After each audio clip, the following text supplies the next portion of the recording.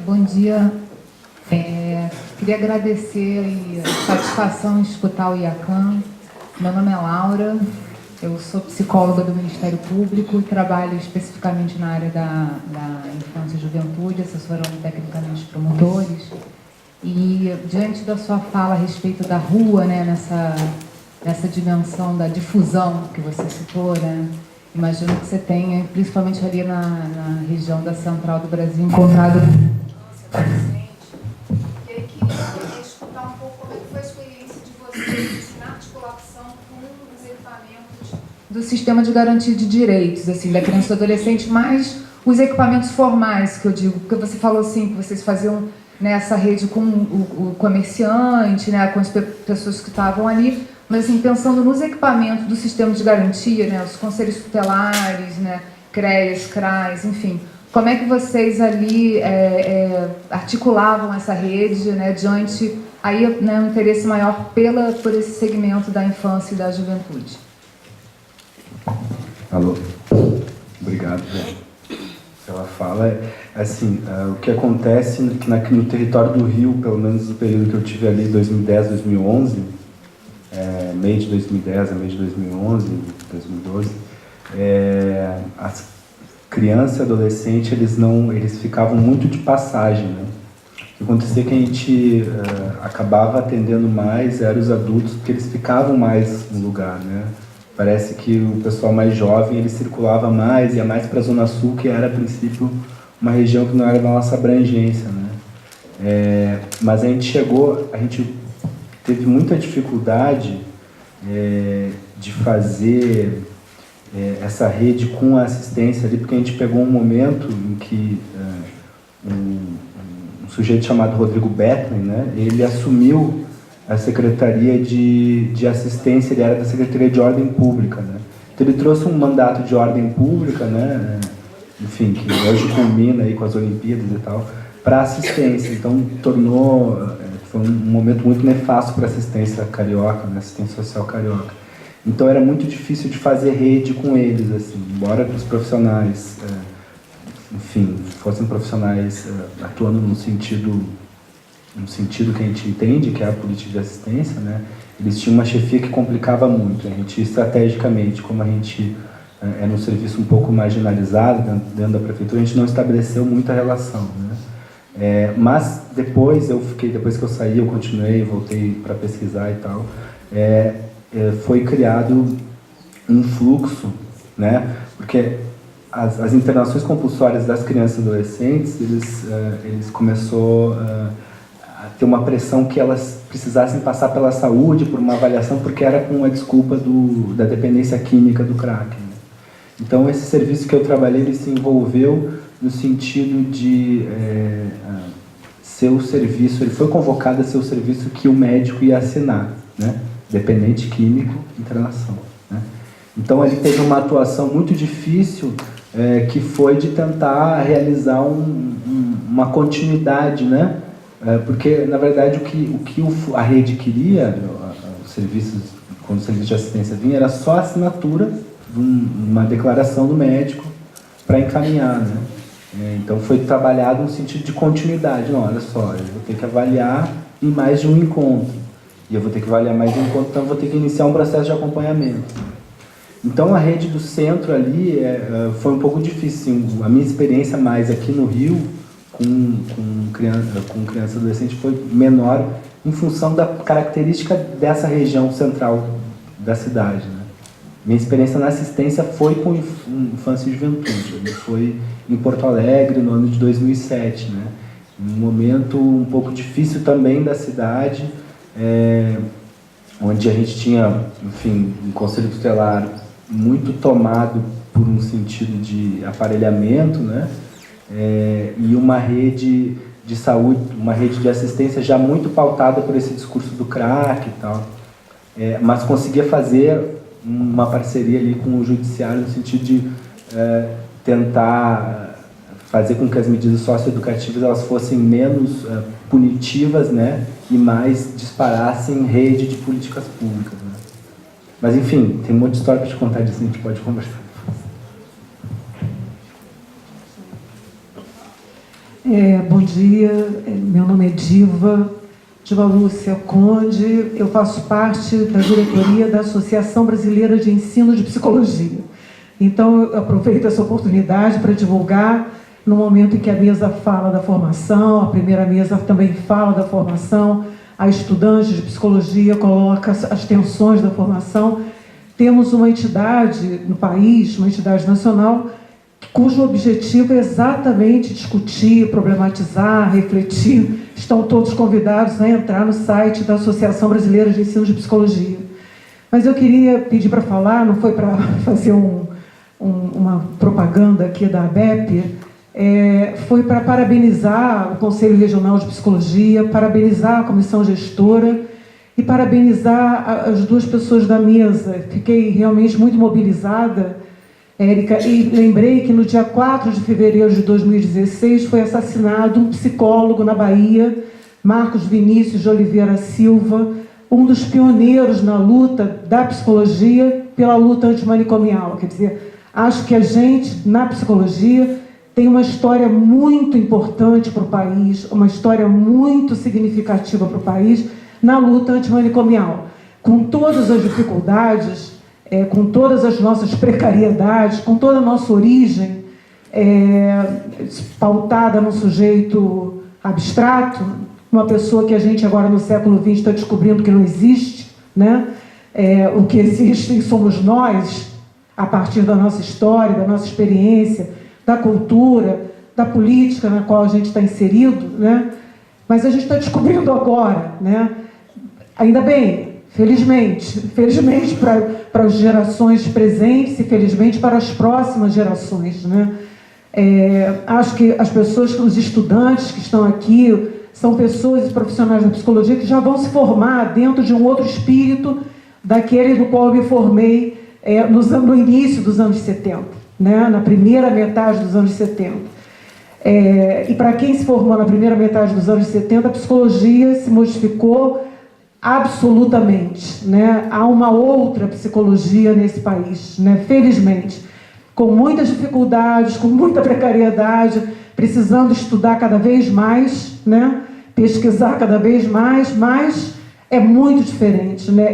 É quase comovente para uma psicóloga como eu, com a minha idade, com esse tempo de formada, ouvir os relatos que eu acabei de ouvir aqui, né? São relatos de comprometimento, mais do que um compromisso social, de um comprometimento com as pessoas, com os seres humanos, né? Com aqueles que são os nossos pares na espécie, né? Com aqueles que esperam da gente algum suporte, algum apoio no sentido de reduzir seu sofrimento, de ajudá-los a continuar suas vidas, a prosseguir suas histórias de vida. Então, eu não tinha uma pergunta, aliás, eu teria muitas perguntas e adoraria ouvir vocês mais ainda, mas eu queria principalmente parabenizar a mesa e agradecer a oportunidade, parabenizar essa juventude e essa comissão gestora tão jovem, Fabíola, Ismael e os colaboradores, por terem proporcionado essa belíssima experiência de evento para o Conselho Regional de Psicologia do Rio de Janeiro,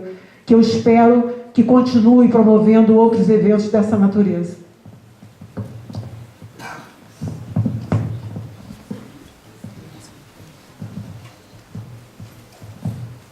Boa tarde, eu sou o Cal, sou psicólogo. Parabéns aos jovens, né, de Petrópolis que pensaram e idealizaram este evento. E fico feliz, sobretudo, que vários deles passaram pelo SOS Vida. Num primeiro momento, realmente, com a presença desses dois, eu também, como todos, achei estranho. Mas logo a seguir, eu fui para o SOS Vida. Porque nós vivemos situações muito parecidas com essa. Então eu me senti em casa. A partir daí, pronto, tornou-se normal. E veja bem, o SOS Vida ele surgiu há 18 anos atrás com a missão voltada para portadores do vírus HIV. Imagina começar a trabalhar 18 anos atrás com HIV. Na verdade, eu já atuo nessa área tem quase 30 anos, mas efetivamente com o SOS Vida tem 18. Foi muito complicado. A seguir, um padre, Padre Quinha, me pediu que começasse também a trabalhar com dependência química. Bom, vamos lá. também moradores de rua. Hoje, no SOS Vida, passa várias outras questões além da nossa missão. Eu tenho aqui o Felipe, que me ajuda, ele foi estagiário no SOS Vida, hoje ele me ajuda na supervisão. É uma ajuda muito valiosa. E então, quer dizer, o que nos permite? O estudante, as portas estão abertas. Passaram mais de hoje 250 que são profissionais. Eu me lembro que alguns voltaram para falar comigo. Uma delas, ela veio e me disse: Cal, eu vim para agradecer. Agradecer porque 90% da minha formação eu aprendi aqui dentro do SOS Vida. Nos mostra que nós estamos no caminho certo. Hoje ela é professora, enfim. Então são vários relatos que mostram que este é o caminho. Dá oportunidade para os jovens, nossos colegas, conhecerem, além da questão clínica, também a incidência política que nós atuamos já desde o início. Parabéns a todos vocês, né, Fabiola e Ismael, o Rafael, Pedro que está na mesa e vários aqui. Obrigado.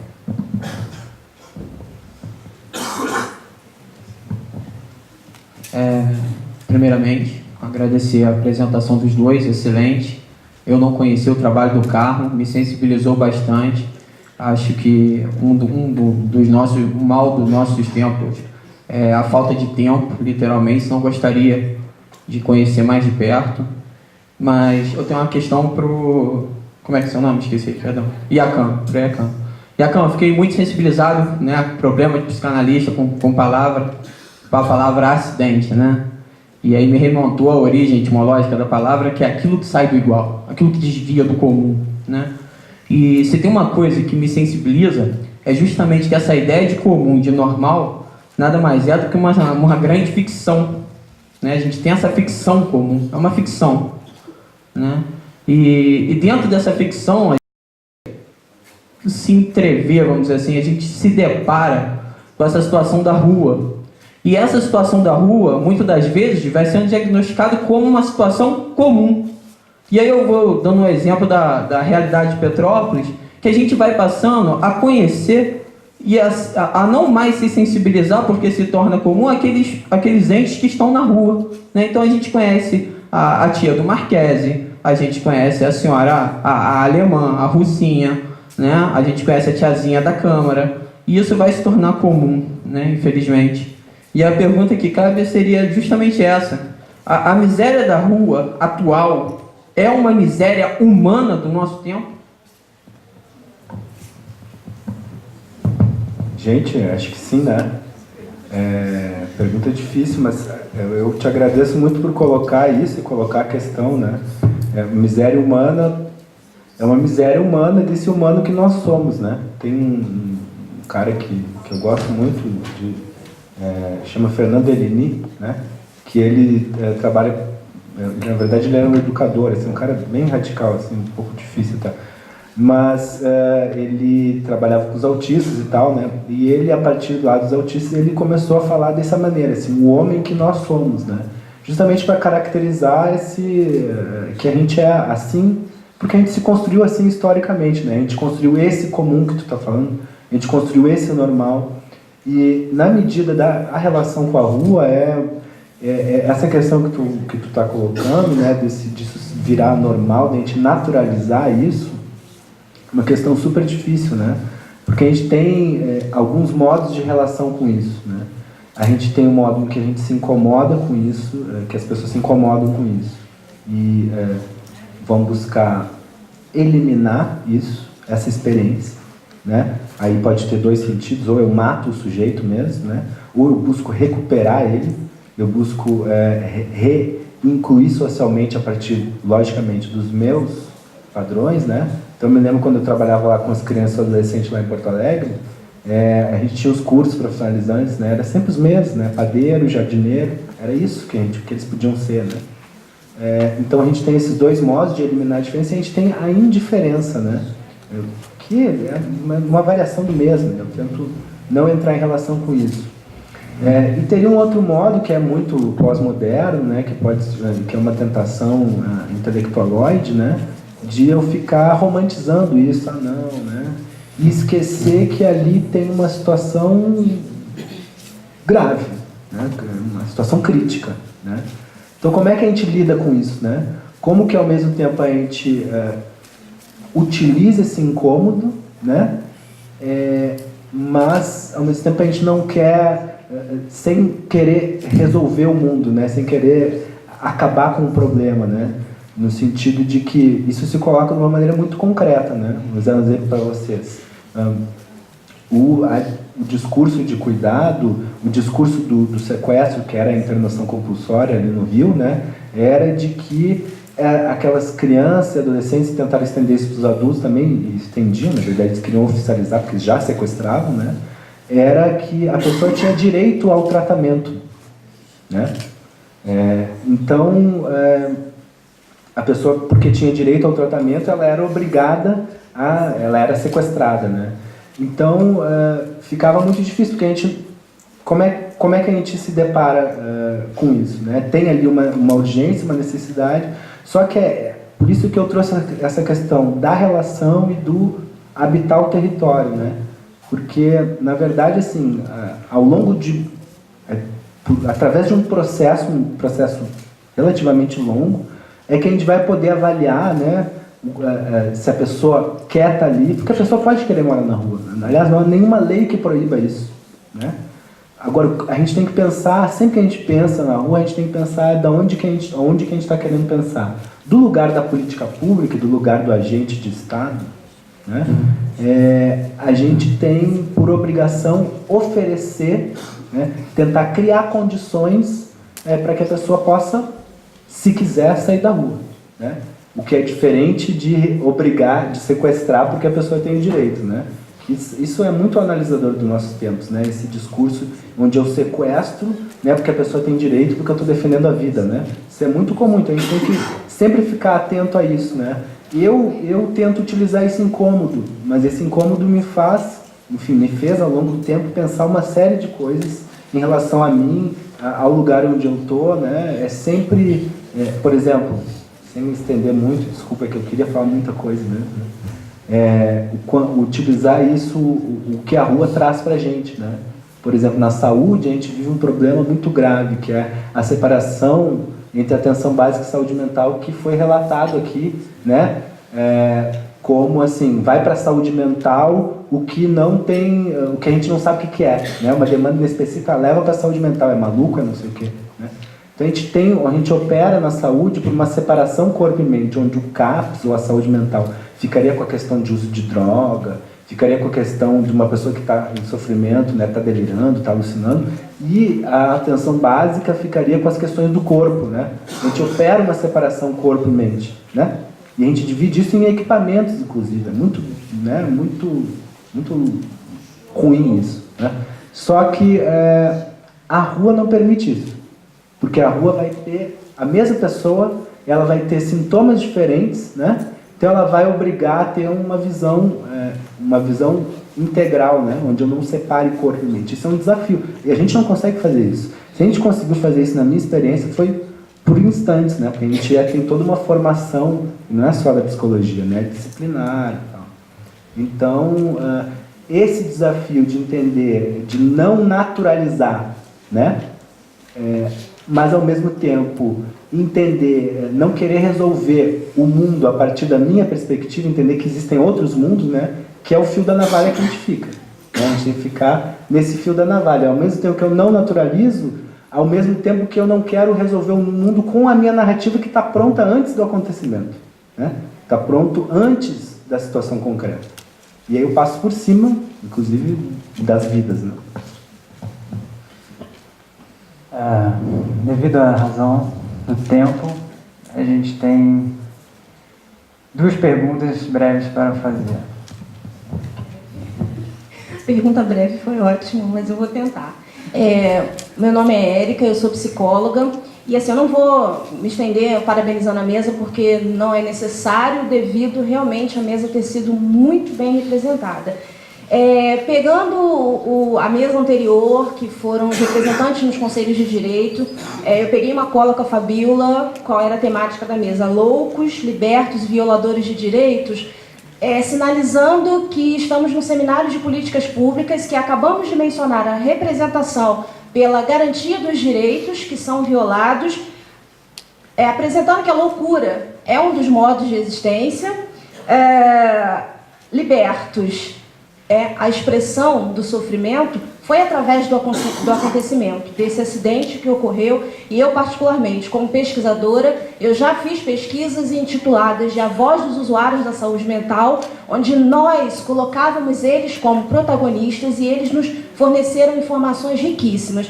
Então, pegando agora violadores de direitos, essa desordem do público que ocorreu agora, os direitos que foram violados, foram os deles ou foram os nossos?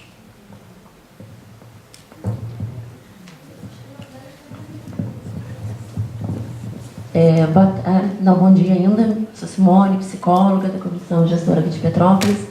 E a gente tem uma particularidade, agora pegando a questão das RTs em Carmo, que, se eu não me engano, acho que foi ano passado, ia abrir uma RT no centro da cidade, numa rua, tipo como se fosse uma vila fechada, né? E que aquela comunidade, aquelas pessoas que moravam ali, fizeram um abaixo-assinado para que essa RT não abrisse ali, porque ia incomodá-los, como que eles iam ter pessoas ali de saúde mental morando ao lado deles, como seria isso, função, movimento, enfim, né? Isso causou muito incômodo. Teve um morador que estava à frente, foi ao conselho, a subsede aqui, conversar com a gente, né? E, inclusive, eu estava no dia aqui na subsede e conversei, expliquei da política, tudo. Ele, não, eu acho lindo, eu acho ótimo, mas parecia ter compreendido, né? Assim, entendido o que é a política, a inserção, a não exclusão, mas continuou com o processo, né? Para que essa RT não abrisse.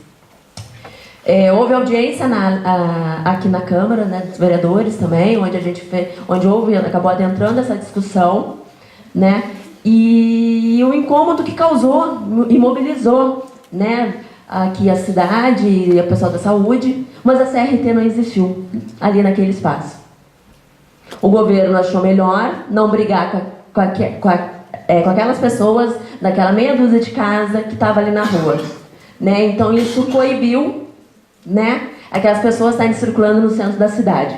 E nesse mesmo dia, nessa audiência que teve na Câmara, me incomodou muito e deu um certo desconforto, né, principalmente a mim e algumas pessoas que estavam ali, porque começaram a idolatrar uma outra RT que existe aqui na cidade, que, se eu não me engano, é mais pro lado de Correias, né, se eu não me engano, onde é que é? Oi? Fora do grande centro, mais afastado, não adianta, né? E dizendo que ninguém conhecia, que os moradores... Aí tinha um morador ali e disse, nossa, mas eu nem conheço essa RT. Eu disse, não, alguma coisa está estranha, porque é para as pessoas circularem, é para a comunidade também conhecer, né? Porque a inserção, ela não é só colocar a pessoa ali dentro da casa e circular somente naquele quintal. E as pessoas começaram a idolatrar, não, então eles nem incomodam. Então, como assim, existe? Nossa, eu nunca vi. Na realidade, aquelas pessoas estão fora do centro, estão dentro daquelas casas, mas não estão circulando. Que tipo de inclusão é essa? Né? Então, assim, ao mesmo tempo que a gente está fazendo essa discussão aqui, isso causou um incômodo enorme, e aí a gente falou do trabalho em território, da necessidade, né, de haver um trabalho em território, sim, junto com a comunidade. Ah, não, mas aí quando você vai se mudar, você avisa para aquela comunidade que você está se mudando? Você está excluindo no momento que você faz o trabalho de território, avisando ali que vai chegar pessoas que têm algum tipo de transtorno. Gente, trabalhar aquele território, porque ainda é muito estranho. Então, na realidade, assim, só fechar, né? Mas assim, provocar o tanto que a gente, ao mesmo tempo, está discutindo isso aqui. Petrópolis já foi referência há um tempo atrás como modelo, acho que iniciou há uns 10 anos atrás, 15, se não me engano, a questão da política por aqui. Mas o quanto se perdeu. O quanto que continuam excluindo, apesar de estarem dizendo que estão tentando inserir, montando não sei quantas residências terapêuticas em Petrópolis, não sei quantos CAPs em Itaipava, mas na realidade, na prática, o que a gente tem visto aqui mesmo, pelo menos ao longo de 5 anos que eu adentrei aqui a cidade, né, escolhi como minha segunda residência, nesses 5 anos que eu tenho visto aqui a Petrópolis excluir pouco realmente fazer pela saúde mental. Então é só uma provocadinha assim, sabe?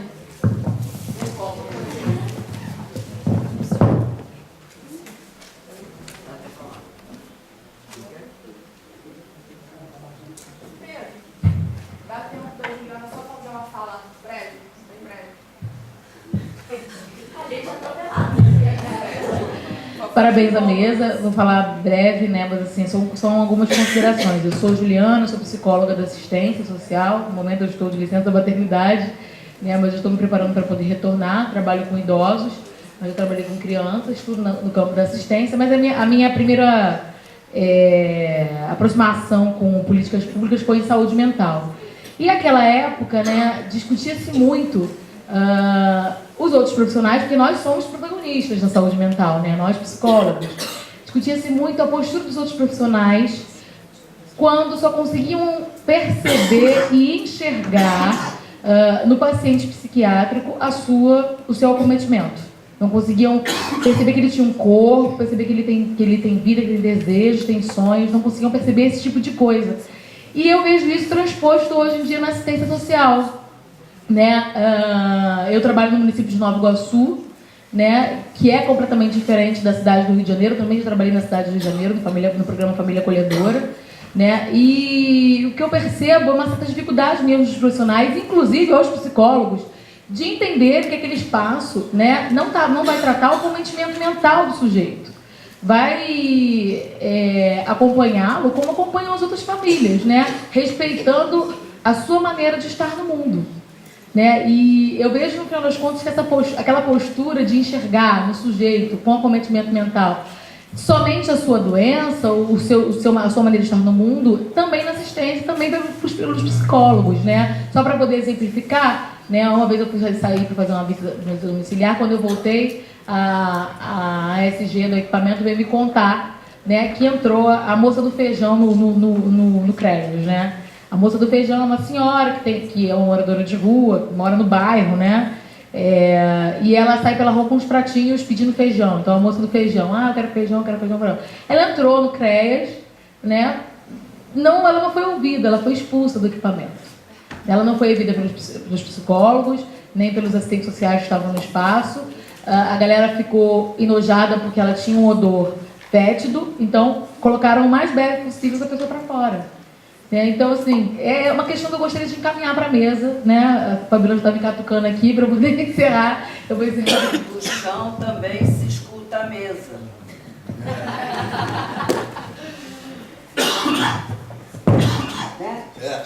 Então, tem a ver com as três questões que vocês colocaram, tem a ver com o título da mesa, né? Em que medida eles... Porque tem aquela velha fala, né? Aquela fala que eu fico sempre tentando ver argumentos para desmontar, que é: o seu direito vai até onde está o meu, né? Alguma coisa assim, o seu direito, o limite do seu direito é o meu, né? Efetivamente, coisas são violadas, né? Há uma violação. Eu não acho que seja de direito, né? Mas é uma violação de códigos, né? Quando a gente tem um auditório aqui, a gente tem certos códigos aqui funcionando, certo? Uma mesa, todos estão olhados, está no formato arquitetônico, está nas tecnologias que a gente usa, né? Então, quando tem alguém que fala em cima do outro, né? E a rua, isso é mais intensamente, né? São outros códigos de hábitos, de odores, né? Códigos, né? Então, há um rompimento de código, né? Há uma violação, assim, né? E a nossa dificuldade, o fascismo que cresce, ele tem a ver com isso, né? Ele tem a ver com a gente querer justamente o conservadorismo, né? Conservar as formas tal como a gente acha que elas são e não permitir a elas o que vai inevitavelmente acontecer, que é a sua modificação, né? Isso vai acontecer inevitavelmente no dia que esse mundo acabar, porque um dia vai acabar, tudo acaba, né? Então, eu acho que efetivamente esse acontecimento que rompe, esse acidente, aquilo que não completa a ideia do sujeito normal da cidade e tal, ele viola a gente de uma certa maneira. E a gente tem que estar nesse exercício do jogo de cintura, né? Eu vivi isso no posto de saúde no centro do Rio, lá onde estava o serviço que eu trabalhei, e demorou muito tempo até as pessoas se acostumarem com os moradores de rua lá dentro. Mas foram se acostumando. Para além do que as pessoas dizem, né? Para além do discurso delas. Né? Teve uma repetição, um modo de lidar com o território, né? Uma continuidade em que as pessoas foram criando corpo para lidar com isso. Porque efetivamente tem um problema de formação do ser humano, não é só do psicólogo, não. É a formação que seres humanos que a gente está formando, né? Eu queria falar um pouquinho também da nossa experiência, né? Assim, não é nada romântico trabalhar no Carmo, né? Eu acho que assim, a comunidade hoje, ela hoje vive, né, a loucura, mas assim, tiveram muitos embates, mas assim, chegou um momento, acho que até o poder público percebeu, né? Caramba, a gente pode ganhar alguma coisa com isso, né? Então, assim, o aluguel das casas, por exemplo, acabou que as pessoas querem alugar casas para residência terapêutica, né? Porque o município paga em dia, paga bem. Então, assim, o valor imobiliário no Carmo aumentou o valor imobiliário. Tem a renda, né, dos moradores, que é uma renda para o município de pequeno porte, que não tem nenhum atrativo maior. A renda do morador é algo que é atrativo para o comércio, né? Então eu quero tratar bem o morador, porque ele tem dinheiro para gastar aqui no meu comércio. Então, assim, para mostrar que não é nem tudo tão romântico, só que nós, trabalhadores de saúde mental, agentes, né, da política pública, a gente tem que aproveitar desses espaços, né, para construir espaços para aquele morador. Então, assim, já situações, por exemplo, do morador entrar com o cuidador e aí a lojista se virar para o cuidador para perguntar qual roupa, não, e aí o cuidador não, ele que vai escolher a roupa dele. Então, nesses espaços a gente vai desconstruindo, né, esse lugar do louco que não escolhe, não pensa, não deseja, né, para o lugar do morador que tem esse espaço. Essa semana a gente foi almoçar numa residência terapêutica e aí o morador, a cuidadora falou assim: nossa, que mico que eu passei hoje. Eu entrei no banco com moradores que não têm tanta autonomia e aí o outro morador falou assim: já recebi meu dinheiro, já está na minha mão, eu não preciso mais de você. Quem disse que eu não sou igual a esses aí, não, eu não preciso. Aí ela foi olhar o saldo, mas está faltando dinheiro. Mas é claro, aquela máquina ali não manda o dinheiro todo.